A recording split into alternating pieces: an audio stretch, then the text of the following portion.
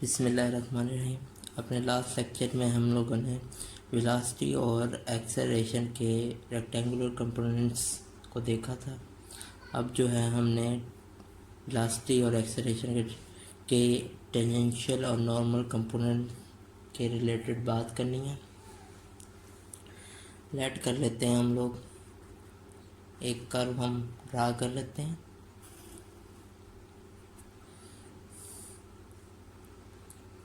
Late कर लेते हैं एक ए बी कर्व। लेट क्या let a particle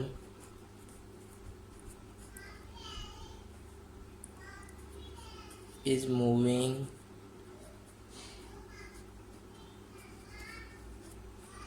on the curve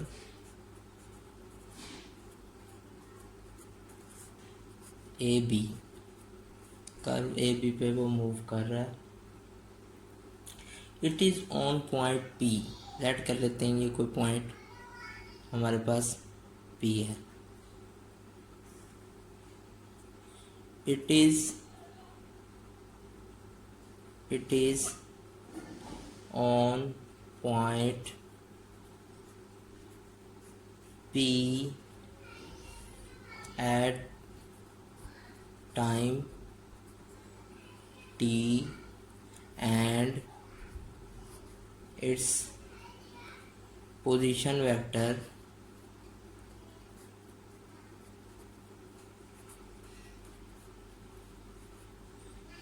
is r। ठीक है। After a small time delta t, let the particle reach the point Q whose position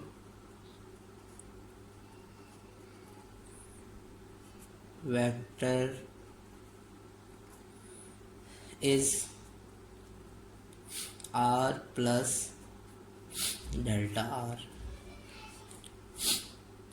ये Q कोई point है जिस पे वो पहुंच गया और इसका पोजीशन वेक्टर है r प्लस डेल्टा r और after small interval delta t। Then by head to tail rule O Q, जो हमारे पास ओ क्यू है, अगर ये हमारे पास फर्स्ट वेक्टर है, ये सेकंड वेक्टर है और ये हमारे पास रिजल्टेंट वेक्टर है, तो O Q is equal to O P plus P Q. O Q हमारे पास है आर प्लस डेल्टा आर, ये हमारे पास है आर और ये हमारे पास है पी क्यू। अब जो है डेल्टा आर वेक्टर आ जाएगा हमारे पास पी क्यू वेक्टर की को। ठीक है। अब हमें पता है लास्ट टाइम हम लोगों ने वेलोसिटी के रेक्टेंगुलर कंपोनेंट्स फाइंड किए थे, जिसमें हमें पता है कि rate of change in displacement is called velocity. We know that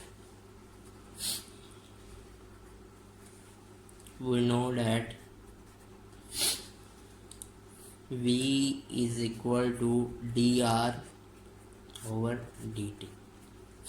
अब ये जो है हमारे पास आर्क लेंथ है डेल्टा एस, तो हम लोग इसमें चेन रूल लगा सकते हैं D R D S dot D S over D T.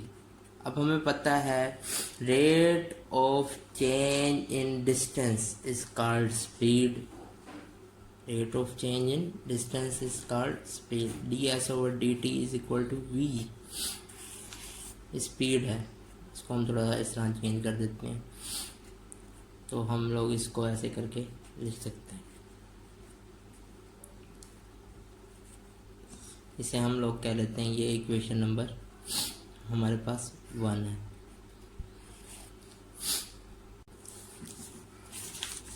Now अब इस इक्वेशन नंबर 1 से हम लोगों ने जो वेक्टर होता है हमारे पास, जो यूनिट वेक्टर होता है वो होता है आर वेक्टर ओवर आर की मैग्नीट्यूड, और अगर हमें वेक्टर निकालना है तो हम लोगों के पास होता है आर की मैग्नीट्यूड आर यूनिट वेक्टर। अब हमें जो है इस वेक्टर की एक तो हमें मैग्नीट्यूड चाहिए, दूसरी हमें इसकी डायरेक्शन चाहिए। इसकी डायरेक्शन और मैग्नीट्यूड के लिए काम करेंगे हम लोग। Now we find the magnitude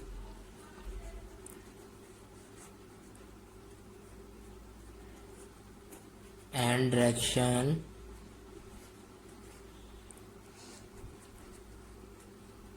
of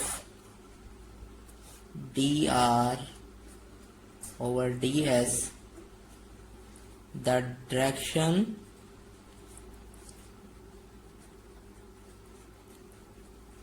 of dr ds is equal to limit delta s approach to 0 delta r over delta s is purely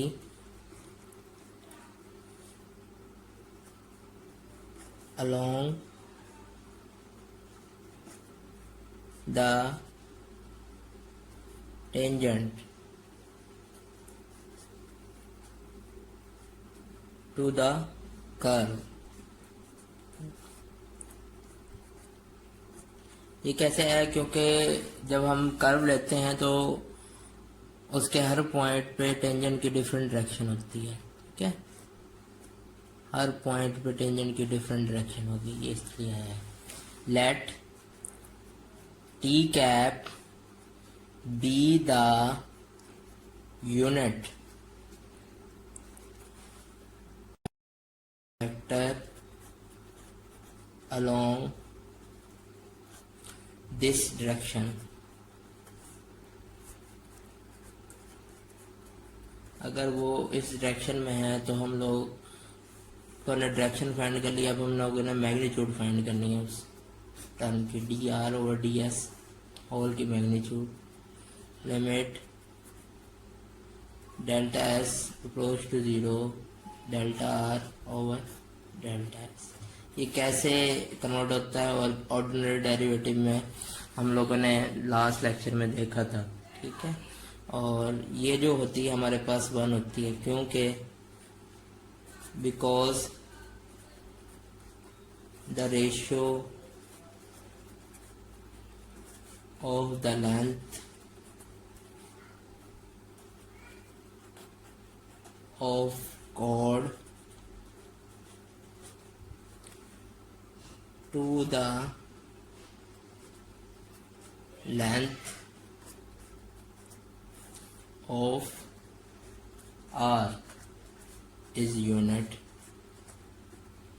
thus अब जो है इक्वेशन नंबर 1 जो थी हमारे पास 1, अगर हम लोग उसको गौर से देखें 1 इक्वेशन में हमने इसकी वैल्यूज पुट करनी है। इसकी मैग्नीट्यूड है हमारे पास 1 आ गई और इसकी डायरेक्शन हमारे पास t आ गई है। तो हम लोग लिख सकते हैं कि v is equal to v into T unit vector, क्योंकि हमारे पास जो है D R over D S वो बराबर है D R over D S की मैग्नीट्यूड और इसके डायरेक्शन के इक्वल है, डायरेक्शन टी। और डायरेक्शन मैग्नीट्यूड हमारे पास 1 आ गई है और डायरेक्शन हम लोगों ने टी निकाली है, तो ये टी के इक्वल है। तो यहाँ हमारे पास टी आ जाएगा, ठीक है। इसको हम ऐसे भी कर सकते हैं, we T dash plus 0 normal unit vector, ये कह लेते हैं क्वेश्चन नंबर 2। और हम लोगों ने वेलोसिटी के जो है tangential and normal component find कर लेंगे। यहाँ जो वेलोसिटी का टेंजेंशियल कंपोनेंट है वो है v, और जो नॉर्मल कंपोनेंट है वो 0 है। ठीक है, नाउ अगर t जो है यूनिट वेक्टर है तो t dot t is equal to 1। अब हम लोग इसको डिफ्रेंशिएट कर लेते हैं with respect to t, differentiate with respect to t। जब हम इसको differentiate with respect to t करेंगे तो हमारे पास आ जाएगा dt over dt dot t plus t dot dt over dt is equal to 0। अब जो है हमारे पास डॉट प्रोडक्ट जो होता है वो कमोटेटिव होता है, हम लोगों को पता है। तो हमारे पास क्या आ जाएगा, हम लोग इसको लिख सकते हैं 2 times of T dash dot D T over D T is equal to 0। इसको हम लोग लिख सकते हैं T unit vector D T over,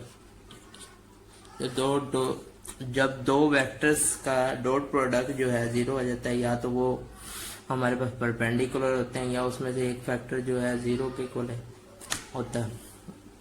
अगर यहाँ जो है D T over D T 0 है तो तब भी 0 हो जाएगा, या हम लोग कह सकते हैं ये दोनों आपस में परपेंडिकुलर है। यहाँ जो है हमारे पास D T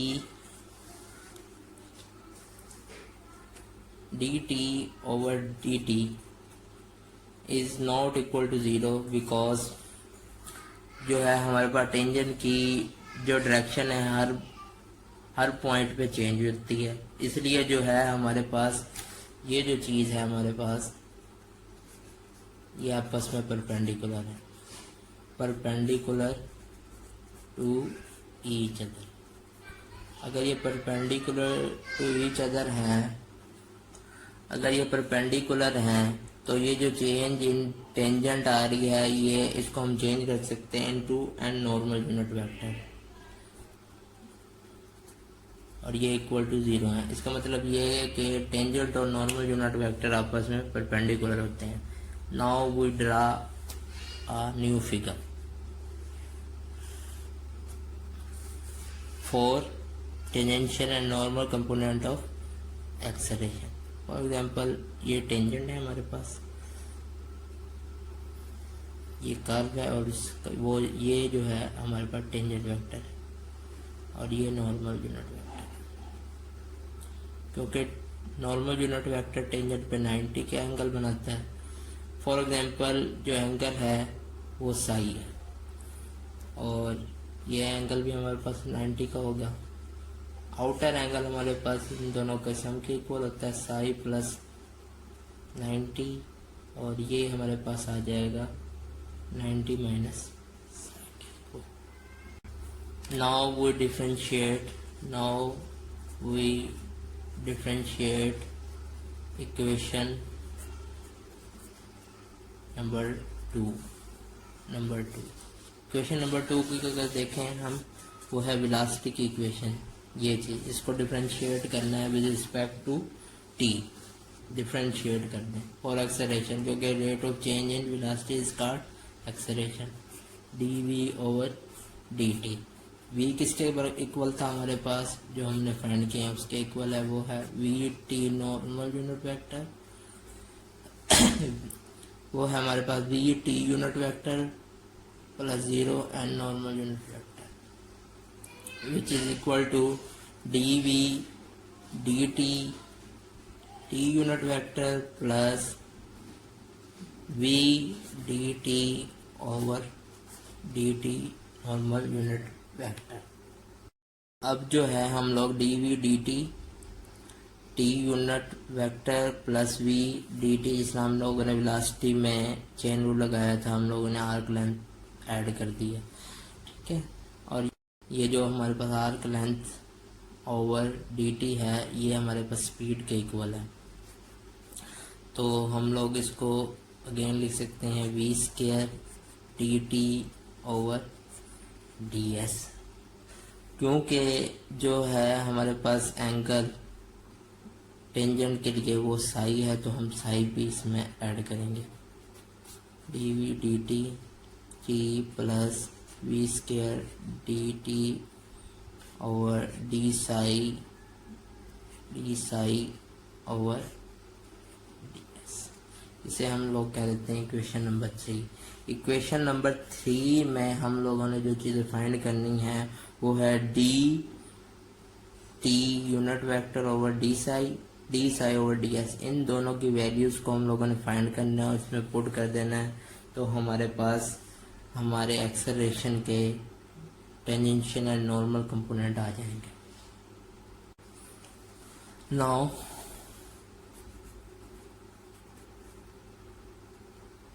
now t is the unit vector along the tangent line and n is the unit vector along normal। अगर ये दोनों हमारे पास यूनिट वेक्टर हैं तो इनकी जो मैग्नीट्यूड है वो 1 होनी चाहिए। तो हम लोग ऐसे कोई यूनिट वेक्टर लेंगे जिनकी मैग्नीट्यूड 1 बन जाए। फॉर एग्जांपल टी जो है हमारे पास वो है कोस साई आई प्लस साइन साई जे, क्योंकि हमने एंगल साई लिया हुआ है। अब हमारे पास जो है नॉर्मल यूनिट वेक्टर को फाइंड करने के लिए दो तरीके हैं।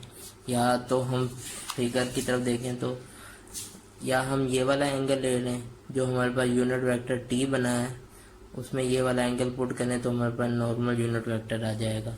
या हम लोग उसका डेरिवेटिव ले लें direct. For example 90 plus psi is equal plus sign 90 plus psi, तो ये क्या आ जाएगा हमारे पास, ये आ जाएगा हमारे पास कोस चेंज हो जाएगा साइन के अंदर, साइन और साइन साई, और सेकंड क्वाड्रेंट में साइन कोस नेगेटिव होता है, माइनस साइन आई प्लस कोस साई जे। या हम इसका डायरेक्ट डेरिवेटिव ले लें, माइनस साइन साई आई प्लस कोस साई जे। अब अगर हम इस चीज़ का डेरिवेटिव लें D T over D Sai, तो वो आ जाएगा हमारे पास, जाहिर सी बात है, माइनस साइन साई आई प्लस कोस साई जे। और ये तो हमारे पास नॉर्मल यूनिट वेक्टर के इक्वल है, यानी कि एक वैल्यू हमारे पास आ गई है। ये वैल्यू को हमने इक्वेशन नंबर 3 में यूज़ करना है।